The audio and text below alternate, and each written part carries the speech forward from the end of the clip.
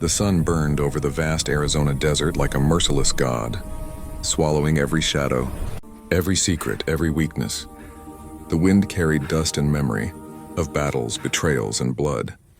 It was here in this cruel land of silence that a wounded cowboy stumbled upon the woman who would change his fate forever. Ethan Cole was a man carved by hardship. Once a soldier, then a ranch hand. Now a wanderer with a revolver that had seen too much justice for one lifetime. His horse had collapsed 2 days earlier in the desert heat, leaving him to stagger through miles of sand and sun. His lips cracked, his shirt torn, but his will, stubborn as the stones around him, refused to die.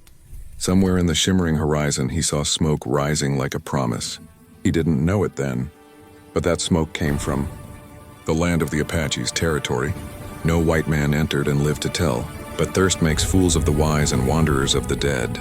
Ethan followed the smoke until he saw the shapes of huts and horses, and the faint sound of drums echoing against the cliffs.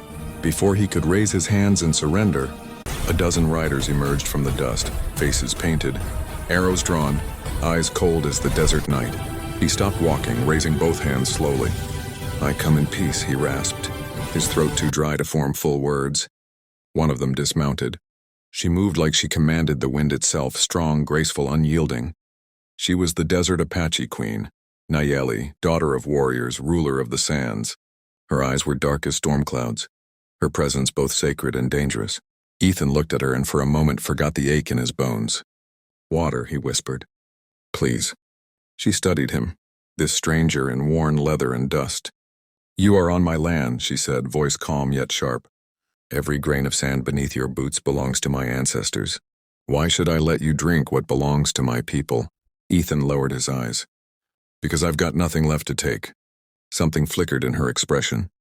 Pity, perhaps, or curiosity. She gestured with her hand and the warriors lowered their bows. "Bring him," she commanded. "But keep the ropes ready." They dragged him to the village, gave him a skin of water, and tied his hands.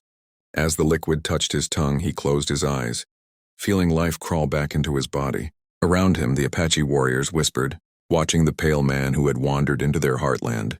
That night, under the rising moon, Nayeli stood before him again. The firelight painted her face in golden shadow. "You carry a gun," she said, "and you wear a soldier's belt. Tell me, were you one of those who burned our people?" Ethan shook his head. "No, ma'am. I fought for no one but myself. I don't fight for flags anymore." She tilted her head. "Then why are you here?" "I could ask you the same thing," he replied with a faint smile. "You rule a desert. That takes more fire than most men can hold." Her lips curved slightly.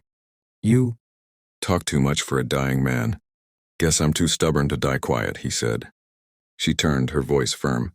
"Then you'll work for your life. You've entered our land without permission. You owe the Apache Queen a debt." Ethan frowned. "Work?" She stepped closer. "Yes, you'll build what we lost. You'll help train our young to defend themselves. And if you ever raise that gun without my order, you'll never see another sunrise." Ethan met her eyes. "Then I guess I work for the Queen." Nayeli's lips curved, but her tone stayed sharp. "Good. Because the desert does not forgive the weak, and neither do I." Days turned into weeks.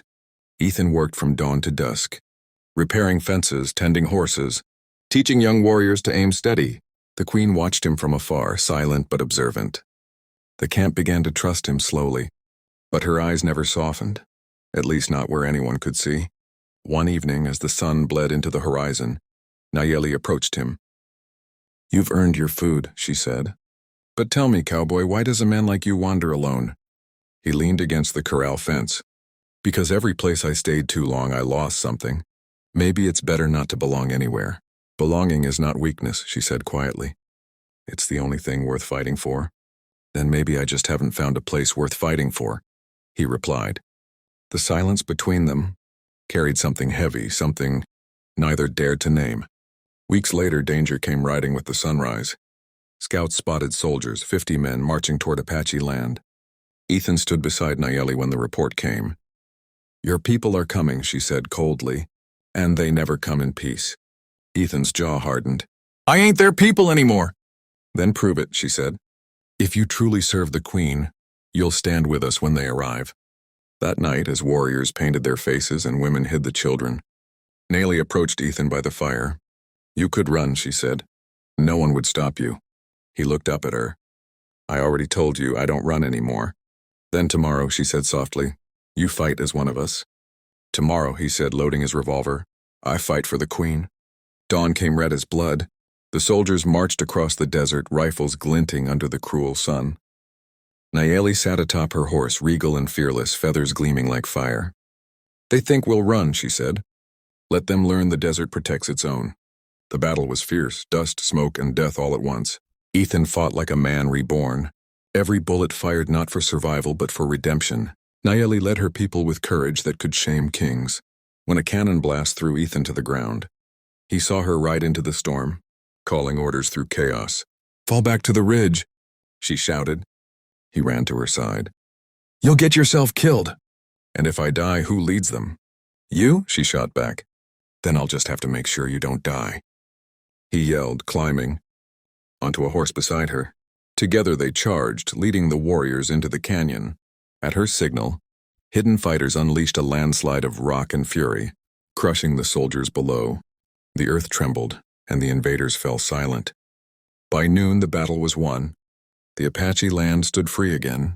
Ethan helped the wounded, his body aching, his hands covered in dust and blood.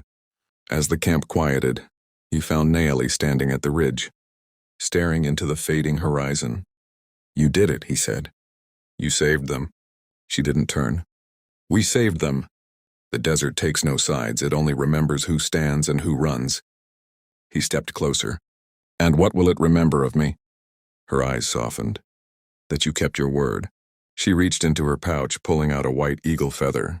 Among my people, this means you are trusted. You have earned it. Ethan took it gently. Didn't think a cowboy like me would ever earn a queen's trust. Her lips curved. Don't let it make you proud, cowboy. You still work for me. He smiled faintly. Wouldn't have it any other way.